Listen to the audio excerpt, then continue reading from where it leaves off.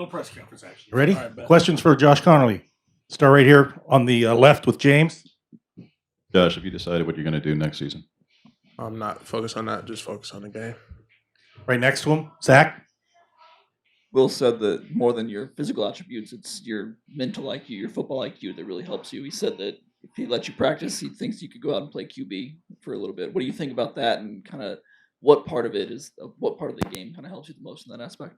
I'm gonna say I've strived for the last 2 years to learn our system inside out. And I mean, I feel like I could in a sense, probably couldn't call a lot of pass plays, but but I mean, yeah, I feel like I've been pretty locked in on our game plan week in and week out. So yeah. Let's go, Chris, on the left-hand side here. Yeah, Will also said he wasn't too sure if you could throw the ball either. No, can't throw the ball at all. When Nishad, started early in the season, it seemed like the line kind of stabilized a little bit. What did he mean coming in and playing well at that time of the year and then throughout the season?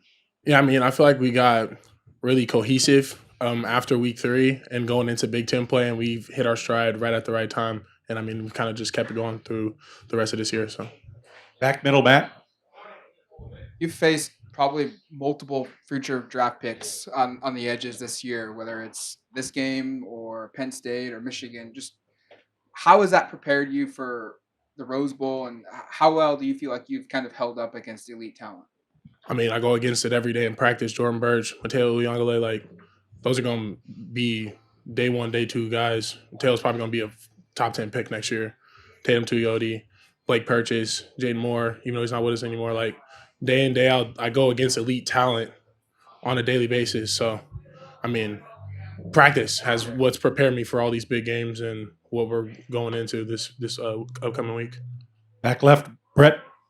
You talked about the cohesiveness, and that kind of was the big difference after week 3. But what was it exactly that kind of clicked for you guys? Was it the reps at practice? Was it the in-game experience? What really changed that allowed you guys to be the unit that you are right now? Yeah, I think a little bit everything that you just said.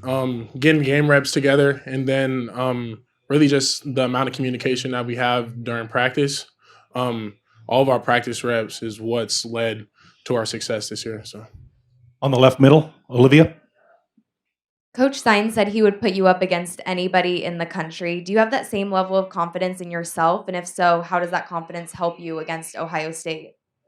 I would put myself against anybody in the country. I put our whole team against anybody in the country. I feel like we could play against or with anybody.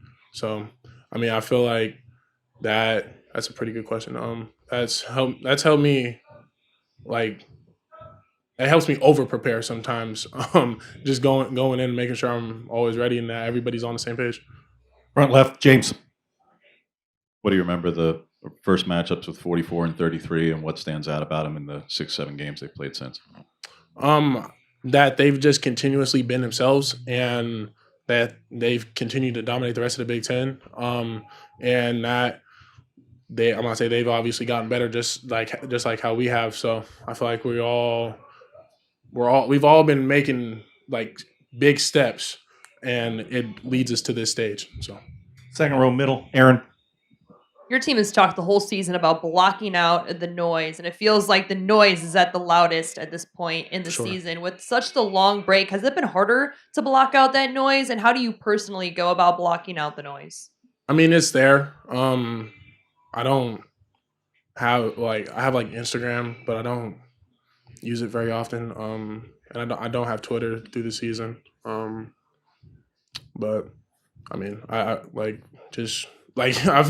it's there, 100%. It's there, and everyone talks about it. But it's really about how you go about it yourself. I feel like for me personally, I just try to focus on like what I have right in front of me, what to do, and not really stare in a bunch of different ways. Just going straight.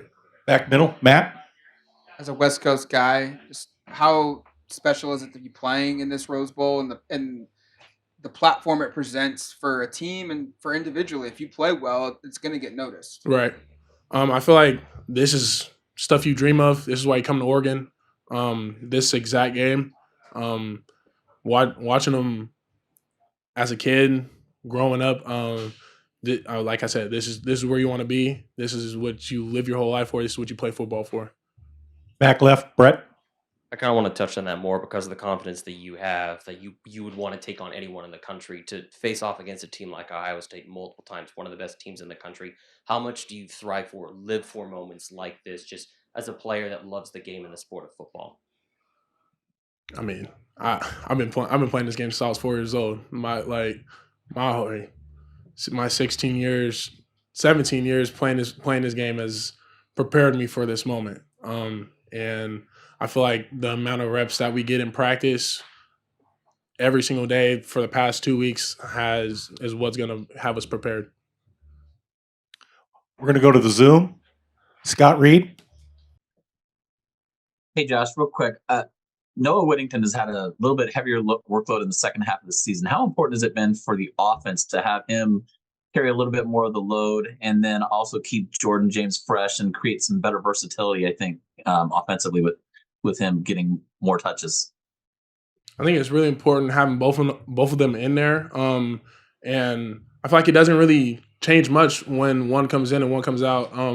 We're going to try and block the same and hit on all the same details within our plays and get the job done. Dan Hope.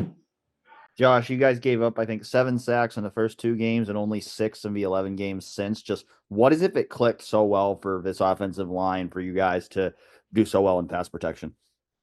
I think it's the trust within each other. And like I said, the cohesiveness of getting reps that really brought us together through practice and just constant communication. I feel like between each other on the field, during practice, in the game, and off the field, spending more time with each other and just doing all the little things in order to bring us together. Front left, James. Few things have a stronger correlation to beating Ohio State than outrushing them. In their last 12 losses, 11 of them have had outrushed. You guys did that to them earlier this season. What made you so effective in establishing the run, and what did you see to possibly be able to replicate that again? All we need is 11 guys doing the same exact thing and being on the right page, and we'll be able to do that against whoever.